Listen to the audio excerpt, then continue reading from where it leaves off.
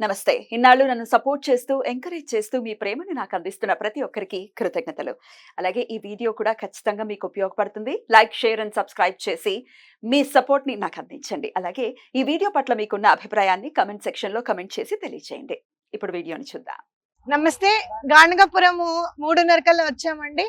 ఇక్కడ 4:30 కల్లా అందరం కూడా భోజనం చేసి సెటిల్ అయ్యాం. తర్వాత ఇక్కడికి సంగమం దగ్గరికి బయలుదేరదాం అనుకున్నప్పుడు సంగమంలోను అష్టతీర్థాల్లోనూ నీరు లేదు, నదిలో ఎటువంటి ఒక్క చుక్క కూడా నీరు లేదు అని చెప్తున్నప్పుడు నాకు చాలా బాధ కలిగి, అమ్మ స్వామి ఎటువంటి పరిస్థితుల్లోనూ మీరు వర్షం కురిసేలాగా చూసి నది నిండాలి స్వామి అని చెప్పి మనం అందరం కలిసి దండం పెట్టుకుందాము అని చెప్పి బస్సులో చెప్పడం జరిగింది. మేము సంగమానికి బయలుదేరుతుంటేనే పెద్ద వర్షము గాలితో చల్లగా మారిపోయింది వాతావరణం. వర్షం పడింది అంటే ఎక్కడైనా కూడా వర్షం పడింది అంటే స్వామి అనుగ్రహం మన మీద చాలా ఉంది అని అర్థం. అది అంటే ఆ దత్తాత్రేయ స్వామి తప్పకుండా నది నిండుతుంది అని చెప్పి మనకి వాళ్ళ మాట ఇవ్వడం జరిగింది. ఎందుకంటే సకల పాపహారిణి, సకల పాపాలే అన్ని సంహరిస్తుంది అనమాట. నదీమ తల్లి తన గర్భంలో దాచుకుంటూ అలా ప్రవాహంతో సముద్ర గర్భంలో కలిసిపోతుంది అనమాట.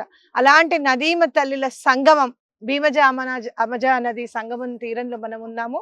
నది ప్రత్యక్షంగా కనపడపోయినప్పటికీ పరోక్షంగా మనం అందరం కూడా కలిసి ఆ తల్లికి దండం పెట్టుకొని, అమ్మ మళ్ళీ ప్రత్యక్షంగా తొందరలోనే కనిపించు, నీ నదీ జలాల్లో మా పాపాలని కడపడానికి మేము రెడీగా ఉన్నాం అని చెప్పాలి.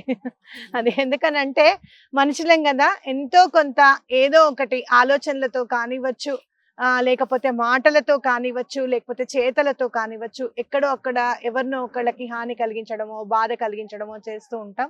అలాంటివన్నీ కూడా ఆ నదీమ తల్లి తన గర్భంలో అన్ని కలిపేసుకొని సముద్ర గర్భంలో కలిసిపోతుంది.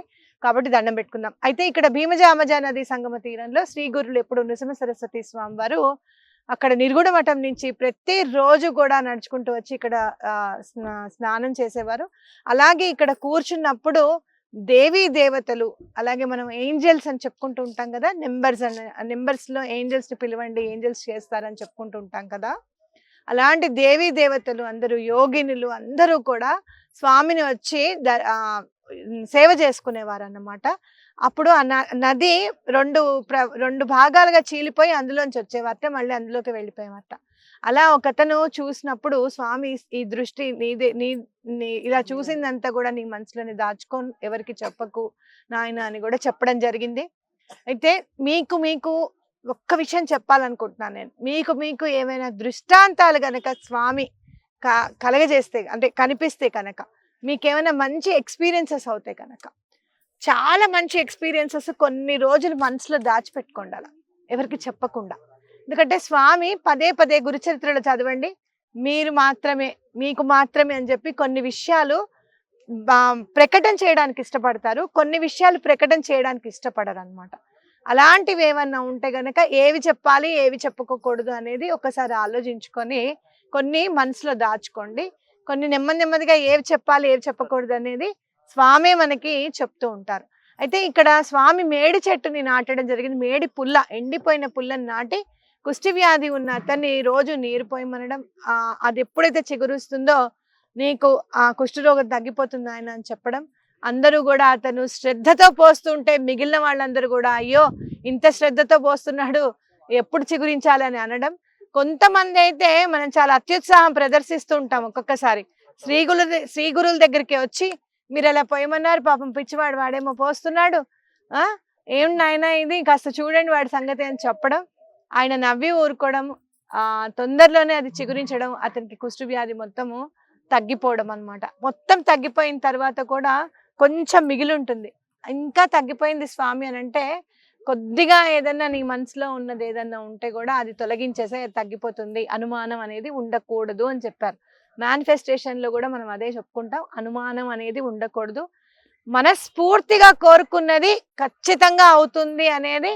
ఇవాళ బస్సులో నేను మేనిఫెస్టేషన్ చేశాను, వర్షం పడాలి, నదీమ తల్లి నిండాలి అని చెప్పి నేను మనస్ఫూర్తిగా మేనిఫెస్టేషన్ చేయడం, ఇవాళ వర్షం పడడం అని అంటే అదే మేనిఫెస్టేషన్ చేసే పద్ధతి అని చెప్పి గురువు కూడా అనుగ్రహించారు మనం చెప్పుకోవచ్చు. ఇలా చాలా విషయాలు మనం తెలుసుకుందాం. ఇప్పుడు వర్షం కూడా చిరుజల్లులు మళ్ళీ మొదలవుతున్నాయి. స్వామి గురించి చెప్పుకుంటే ప్రకృతి కూడా పరవశించేస్తుంది అనమాట. కాబట్టి వెళ్ళి అక్కడ చక్కగా ప్రదక్షిణం చేసుకోండి అందరూ కూడా. వెంటనే మేము ఇక్కడి నుంచి పల్లకీ సేవ చూడ్డానికి అని చెప్పి స్వామిని పల్లకీ సేవ చేస్తూ ఉంటే చూడడం కూడా చాలా అదృష్టం. సేవ చేయడమే కాదు, ఆ సేవ చేసేటప్పుడు చూసే కళ్ళకు కూడా అదృష్టం. అలా పల్లకీ సేవను చూసి స్వామివారి గురించి కాసేపు కొన్ని మాటలు మాట్లాడుకొని ఇవాళ మేము నిద్రపోతాం. రేపు పొద్దున్నే మళ్ళీ 3ంటికి పాదుకా దర్శనం చేయడానికి రెడీ అవుతాం. ఓకే, బయలుదేరండి.